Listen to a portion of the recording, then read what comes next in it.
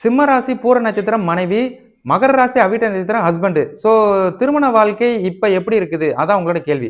இப்ப இங்க சிம்ம ராசி, மகர ராசி இதுல வந்து திருமண வாழ்க்கைய யாருக்கு ஃபர்ஸ்ட் மிஸ்டேக்ஸ் இருக்குதுன்றத தான் ஃபர்ஸ்ட் நம்ம வந்து பார்க்கிறோம். அப்ப இந்த சிம்ம ராசிக்கு தான் வந்து இப்போதைக்கு ராகு கேது பயிற்சி ஓடிக்கிட்டு இருக்குது. அப்ப இந்த ராகு கேது அப்படின்னு வரும்போது ராசியிலே வந்து கேது, ராசிக்கு 7ல வந்து கலசரஸ்தானம், திருமண வாழ்க்கையில வந்து ராகு. ஸோ அப்போ உங்களுக்கு வந்து இந்த ராகு கேது பயிற்சி ஸ்டார்ட் ஆனதுல இருந்தே வந்து குடும்பத்துல கொஞ்சம் குழப்பம், ஒரு மிஸ்கம்யூனிகேஷன், மிஸ் அண்டர்ஸ்டாண்டிங் வருது அப்படின்னா அதுக்கு சிம்ம ராசியும் ஒரு காரணம் அப்படின்றத உங்களுக்கே நான் ஞாபகப்படுத்துறேன். அப்ப கணவன் மனைவின்னு பார்க்கும்போது வந்து திருமண வாழ்க்கையில ரொம்ப சென்சிட்டிவா இருக்கிறது வந்து இந்த சிம்ம ராசி தான். ஸோ அப்போ உங்க தரப்புல இருந்து உங்களோட கணவருக்கு எந்தவித முரண்பாடுகளை நீங்க ஏற்படுத்தாமல் உங்க கணவருக்கு அகைன்ஸ்டா இல்லாமல் மட்டும் நீங்க இருந்துட்டீங்கன்னா உங்களுக்கு திருமண வாழ்க்கை சூப்பரா இருக்கும். ரெண்டாவது, உங்க கணவருக்கு வந்து ராகு கேது பயிற்சி ஓடுது, அவருக்கு வந்து 2-8. அப்ப ரெண்டுனா குடும்பஸ்தானத்துல இருந்து ராகு, அவங்களோட முன்னேற்றம் ஸ்தானத்துல வந்து கேது.